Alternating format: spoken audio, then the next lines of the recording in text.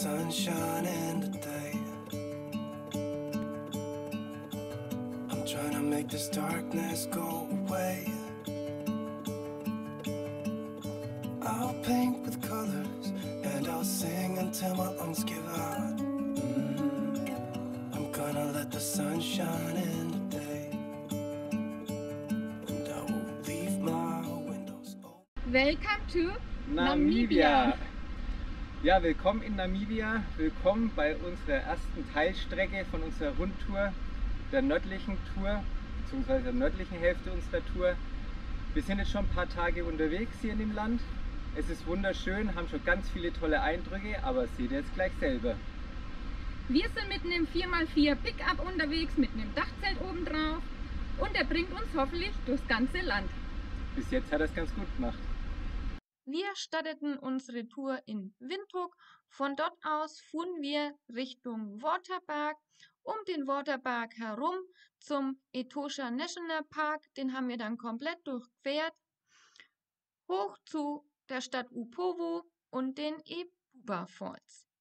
Dann wieder zurück über Warmquell zur Skeleton Coast, diese komplett entlang runter.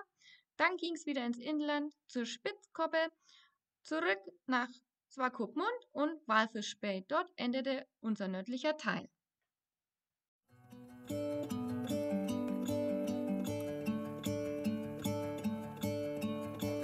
I'm gonna let the sun shine in the day. I'm trying to make this darkness go away. I'll paint with colors and I'll sing until my lungs give out.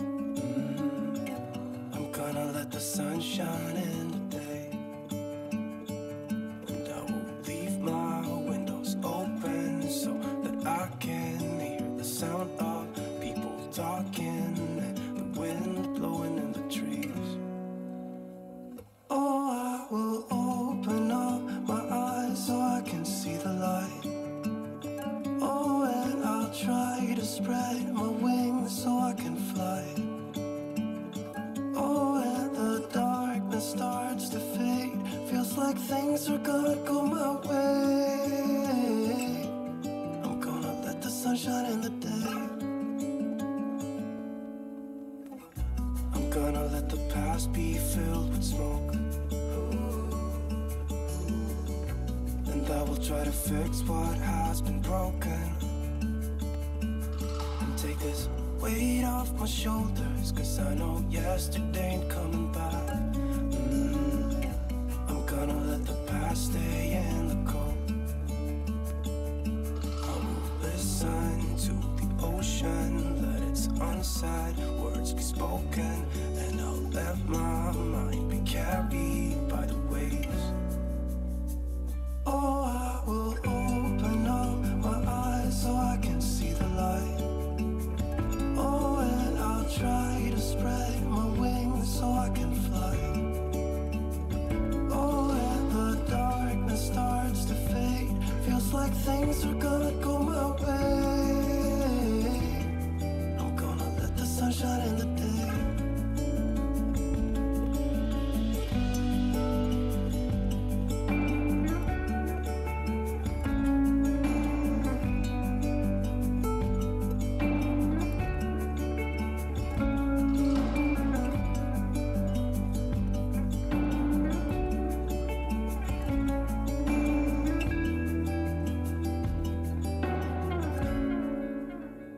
Oh, I will open up my eyes so I can see the light.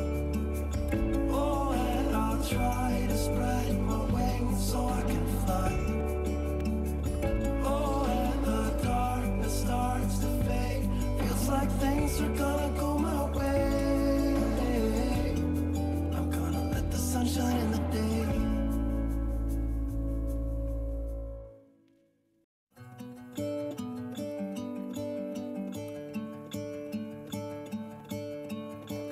I'm gonna let the sun shine in the day. I'm trying to make this darkness go away. I'll paint with colors and I'll I'll sing until my lungs give out. I'm gonna let the sun shine in today. And I will leave my windows open so that I can hear the sound of people talking and the wind blowing in the trees. Oh, I will open up my eyes so I can see the light. Oh, and I'll try to spread my wings so I can fly. Oh, and the darkness starts to fade. Feels like things are gonna go my way. I'm gonna let the sun shine in the day. I'm gonna let the past be filled with smoke. And I will try to fix what has been broken. And take this weight off my shoulders, 'cause I know yesterday ain't coming back. I'm gonna let the past stay in the cold. I will listen to the ocean, let its unsaid words be spoken. And I'll let my mind be carried by the waves. Oh, I will open up my eyes so I can see the light. Oh, and I'll try to spread my wings so I can fly. Oh, and the darkness starts to fade. Feels like things are gonna go my way. I'm gonna let the sun shine in the day.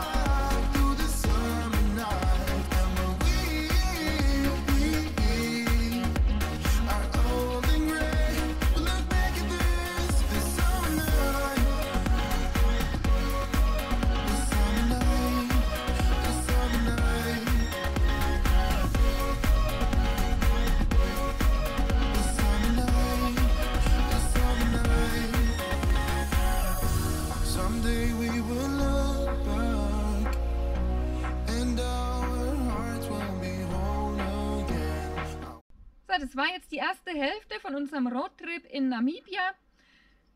Und wir wollen euch einfach noch ein paar Tipps mitgeben, die uns, wenn wir sie vorher gewusst hätten, auch schon geholfen hätten. Als erstes, das war gleich bei der Einreise, hätten sie uns fast nicht reingelassen. Es lag daran, dass wir nicht nachweisen konnten, dass unser Sohn wirklich unser Sohn ist. Also der Passport hat nicht gereicht. Sie wollten eigentlich eine Geburtsurkunde, die hatten wir nicht dabei, weil wir das eigentlich nicht wussten. Haben ihnen aber dann Gott sei Dank nach ein paar Diskussionen einfach Bilder gezeigt, wo unser Sohn noch recht klein war und mit uns drauf war von verschiedenen Jahren. Und das haben sie dann als Beweis gelten lassen und haben uns dann Gott sei Dank reingelassen ins Land, also wie man sieht. Aber für euch einfach, nehmt einfach eine Kopie von der Geburtsurkunde mit und dann seid ihr einfach safe. Genau. Ein weiterer Punkt ist das Thema rohes Fleisch. Das speziell im Etosha Nationalpark. Man darf rohes Fleisch mit reinnehmen, aber kein rohes Fleisch wieder mit rausnehmen. Da wird man auch kontrolliert. Hintergrund davon ist, dass die einfach ein bisschen Schiss haben, dass man irgendeinen Springbock oder Elefanten oder sonstiges Getier da drin abschlachtet und quasi in seiner Kühltruhe mit rausnimmt. Also von dem her, falls ihr rohes Fleisch noch drin habt, im Park am besten drin verzehren. So was Ähnliches gibt es auch noch mit einer waagrechten Linie quer durchs Land. Die ist auf der Höhe vom Palmwag. Da dürfen wir auch kein rohes Fleisch von Norden nach Süden mitnehmen. Von Süden nach Norden geht wiederum. Das hat aber, glaube ich, weniger mit den abgeschlachteten Tieren in der Kühlbox zu tun, sondern mehr mit irgendwelchen Seuchenprävention von früher noch. Ja, darauf sollte man auch achten, wenn man unterwegs ist. Des Weiteren sollte man auch auf keinen Fall unterschätzen die Zeit, also die Strecken, die man hinter sich bringt. Also nicht immer glauben, was Google Maps ansagt, weil die Straßen sind halt einfach unbefestigte Straßen, hauptsächlich 90%, glaube ich sogar. Und auf diesen Straßen dürfen wir nur 80 fahren. Und zum Beispiel, wenn eben die Zeit recht knapp wird, wie zum Skeleton Coast Nationalpark, weil der schließt um 15 Uhr. Und wenn man halt nach 15 Uhr davor steht, kommt man halt einfach nicht mehr rein. Wenn man aber vor 15 Uhr in diesem Park drin ist, hat man locker Zeit bis 19 Uhr wieder rauszukommen oder man übernachtet einfach in diesem Park. Zum Thema Geschwindigkeiten noch der Hinweis, also viele Mietwagenfirmen erlauben auch nur bestimmte Geschwindigkeit. Unsere Mietwagenfirma hat es zum Beispiel auf diesen Gravel Roads auf 80 km/h beschränkt, auf geteerten Straßen auf 120. Das wird auch rigoros mit einem GPS Blackbox, mit einer GPS Blackbox überwacht. Also sobald man ein bisschen über 80 fährt auf der Gravel Road, fängt es unheimlich an zu piepsen im Auto. Von dem her ist man da auch reglementiert in der Geschwindigkeit. Selbst wenn die Fahrbahn wie im Skeleton Coast Nationalpark bretteben wäre und man ein bisschen schneller fahren könnte, ist einfach nicht möglich. Zum Skeleton Coast Nationalpark oder zur Küste allgemein müssen wir sagen, wir haben da ziemlich Glück mit dem Wetter. Man liest oft, dass es sehr neblig ist und sehr kalt ist. Also bei uns war es purer Sonnenschein, habt ihr ja gesehen, die Temperaturen so ungefähr 25 Grad. Im Landesinneren ist es eigentlich jeden Tag so um die 32, 33 Grad, nachts nie groß unter 20 Grad, eigentlich nie unter 20 Grad, also sehr angenehm im Dachzelt zu schlafen. Man muss noch dazu sagen, dass wir jetzt seit Ende Januar, Anfang Februar gerade sind von der Jahreszeit her. Von dem her ist eigentlich Regenzeit, aber wir haben gehört, dass es jetzt schon das zweite Jahr in Folge sehr, sehr trocken ist und die Regenzeit bis jetzt eigentlich ausgeblieben ist. Von dem her sind viele Flussdurchfahrten, die normalerweise zu der Jahreszeit überflutet sind, auch noch sehr gut befahrbar gewesen. Also wenn ihr zu der Jahreszeit runterkommt, wo wir jetzt sind, informiert euch vorher, ob auch alles zugänglich ist. Vor allem der Norden Richtung Epupa Falls, das sind sehr, sehr viele Pfoten, die, denkt zur Regenzeit gut bewässert sind. Und zur Küste eben auch noch, da kann man eben auch diese Robben, Seelöwen anschauen. Wenn ihr dahin wollt, braucht ihr einen starken Magen, weil es stinkt heftig dort. Wir haben es nur eine halbe Stunde ausgehalten, weil dann ist es einfach so extrem und die Haare riechen immer noch danach. Genau, man hat länger was davon vom Erlebnis. Ja, und noch ein Hinweis zu der Küste, wenn ihr eine Karte habt, das sind oft sehr viele Schiffwracks eingetragen. Darum heißt ja unter anderem Skeleton Coast, auch wegen relativ vielen Walgerippen, die da liegen sollen. Uns wurde aber gesagt, dass die meisten Schiffwracks, die auf der Karte eingezeichnet sind, schon gar nicht mehr da sind. Also die Karte ist da veraltet. Es gibt quasi 2 Wracks, haben wir gesehen, die noch existieren, wo auch eine Zufahrt da ist. Ja, genau. Also nicht darauf hoffen, dass man wahnsinnig viele sieht. Es gibt nicht mehr wirklich viele. Wir widmen uns jetzt unserem Sundowner und schönes Lagerfeuer an. Und dann sehen wir uns beim nächsten Mal wieder. Bis dahin, ciao. To remember all that happened to